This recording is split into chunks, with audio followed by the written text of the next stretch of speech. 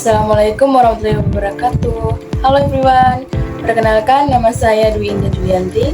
Saya mahasiswi dari Politeknik Wiratama Maluku Utara, semester 1 Prodi Manajemen Informatika. Pada kesempatan kali ini, saya akan membahas materi terkait apa itu database dan fungsi penggunaan database. Pertama-tama kita masuk di pengertian database. Apa sih database itu? Database atau basis data adalah kumpulan data yang terorganisir dan terhubung secara elektronika yang dapat berisi berbagai jenis data seperti angka, gambar, dan file.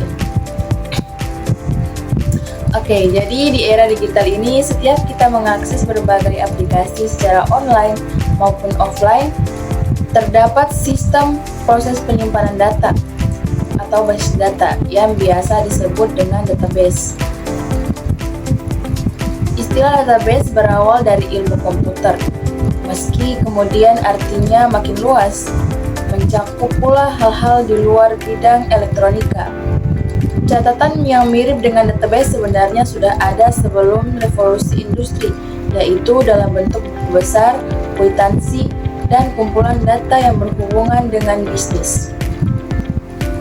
Database atau pangkalan data merupakan istilah teknologi jaringan komputer yang memiliki banyak manfaat berupa penyimpanan data yang saling berhubungan, dan perangkat lunaknya seharusnya mengacu sebagai sistem manajemen basis data atau data management system atau DBMS.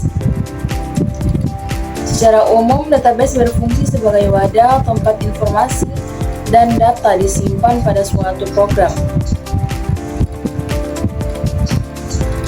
Pengertian database menurut SAT adalah kumpulan dari data yang saling berhubungan yang ada dalam suatu organisasi atau enterprise dengan berbagai kegunaan.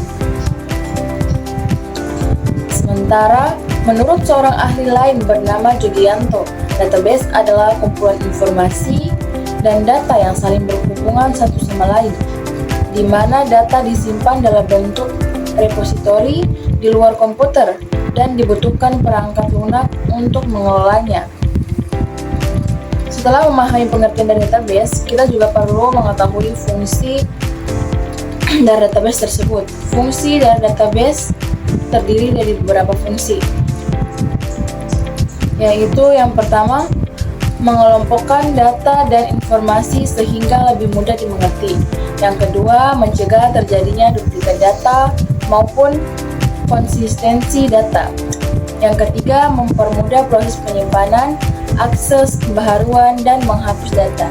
Yang keempat, menjaga kualitas data dan informasi yang diakses sesuai dengan yang diinput.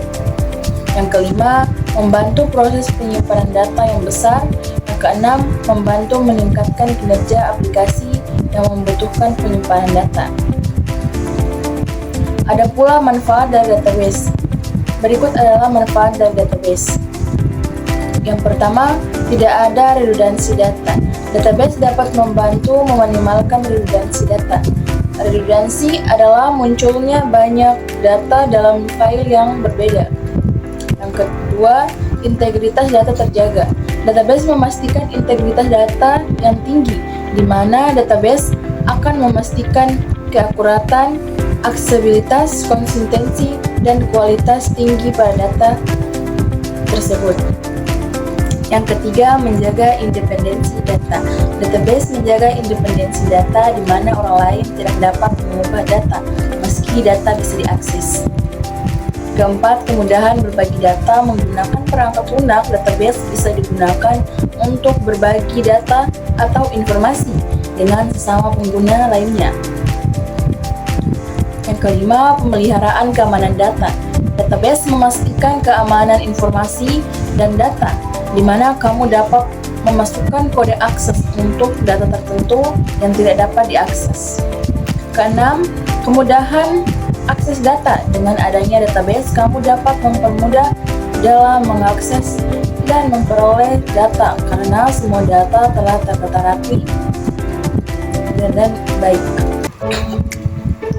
Tujuan dari pembuatan video ini adalah untuk memenuhi tugas dari mata kuliah pengantar teknologi informasi dengan dosen pengampu Bapak Fauzi Eskom MM. Oke, mungkin sampai di sini saja video kali ini. Sampai jumpa di video berikutnya. Assalamualaikum warahmatullahi wabarakatuh. Bye bye.